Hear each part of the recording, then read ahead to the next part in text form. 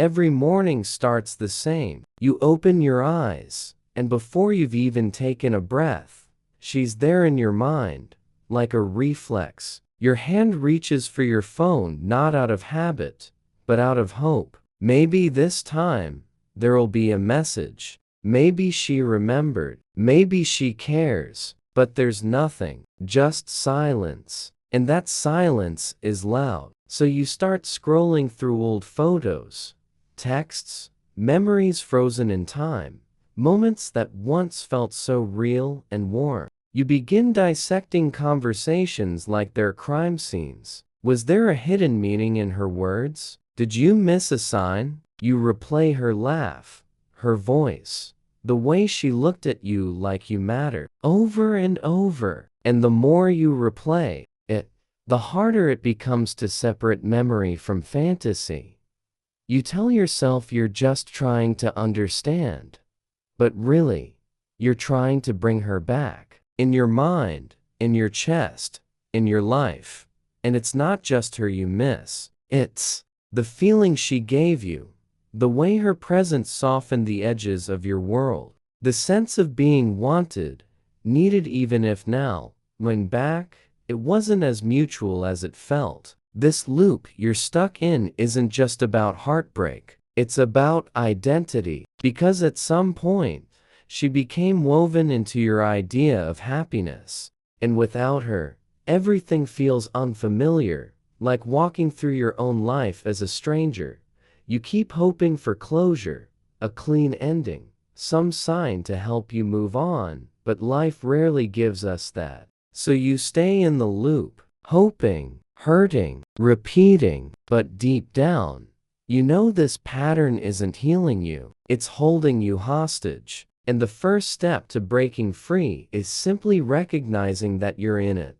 Let's stop pretending this is just about love. The real reason you're holding on isn't because she was the one, or because there's no one else out there for you. It's because letting go feels like letting everything fall apart. It feels like failure, like all the memories, the effort, the late-night conversations and shared plans now mean nothing. You're afraid that if you accept it's over, then all of that becomes wasted time. But here's the uncomfortable truth. It's already over. The connection you're clinging to exists more in your mind than in reality. Maybe she's moved on. Maybe she was never fully in it to begin with. Maybe she just didn't love you the way you loved her. As painful as that is to admit, it's necessary.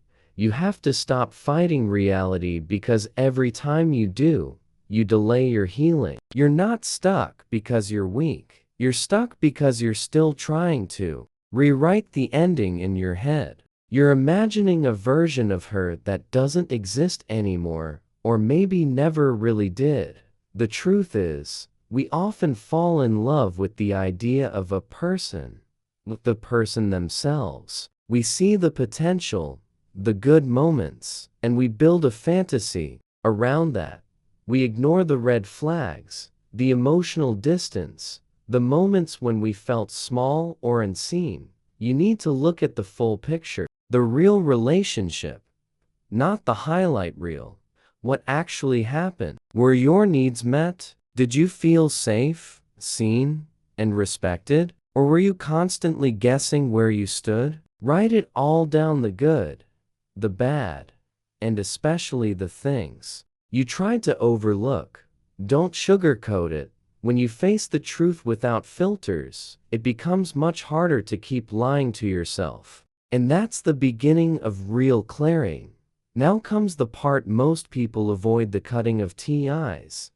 The real separation. This is where it stops being emotional theory and starts becoming action. And yes, it's brutal, because cutting the strings means admitting to yourself more than anyone that it's over. Not just in words, but in practice. It means you stop checking her Instagram to see what she's doing. You stop revisiting that playlist you made together. You stop walking past the places you used to go, hoping for some random, universe-orchestrated moment where you'll see her again. Because every time you do those things, you're reattaching the cord that you're supposed to be cutting. You're reopening wounds that were just beginning to close. Think of it like trying to quit something. That's become an addiction. You can't go halfway. You can't say, just one more photo, or just one last look. That one look becomes hours of spiraling, and before you know it, you're back where you started. You can't heal in the same space you were broken. So it's time to purge. Delete the photos, archive the messages, block the number if you need to.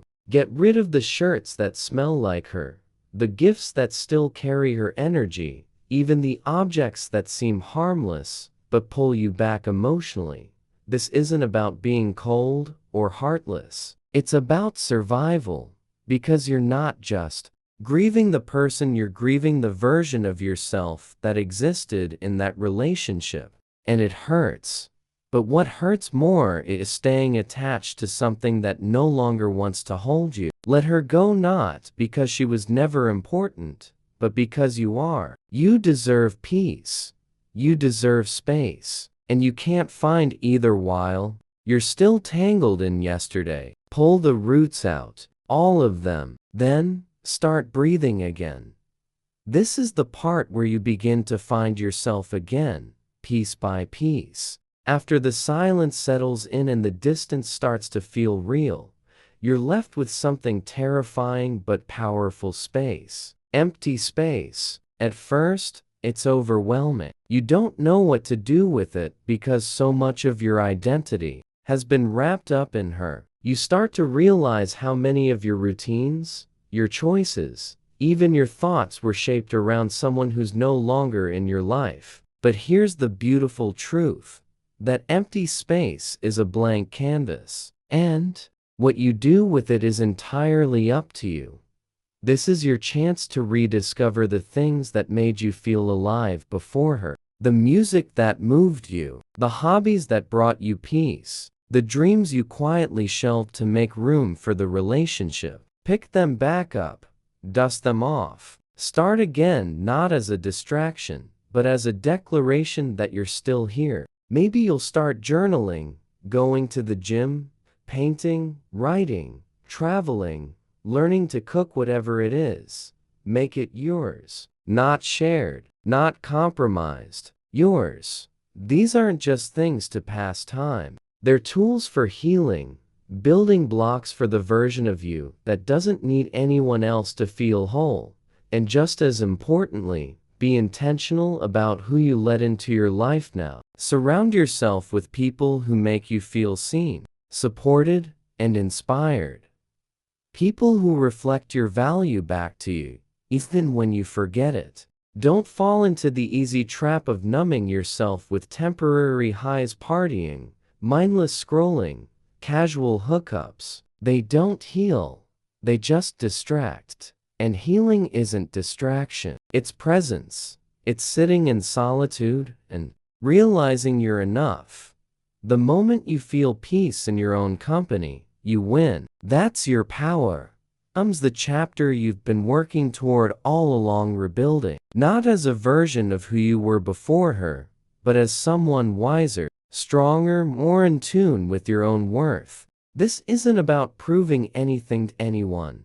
Not even to her. It's about showing up for yourself. You've carried the weight of heartbreak, sat with the pain, pulled yourself out of the memories, and reclaimed your identity. Now you get to ask the question, what kind of life do I want to build from here? This is where growth happens, not in dramatic moments, but in the small, consistent choices you make every single day. You start by dreaming again. By setting goals not tied to anyone else's timeline or approval. Maybe it's finally writing that book, starting that business, going back to school, or getting into the best shape of your life, not for revenge, but for you. Each decision you make is a brick in the foundation of your new life, and this time, it's built on your terms. Take inspiration from those who turn their lowest points into turning points. J.K. Rowling was at rock bottom, broke,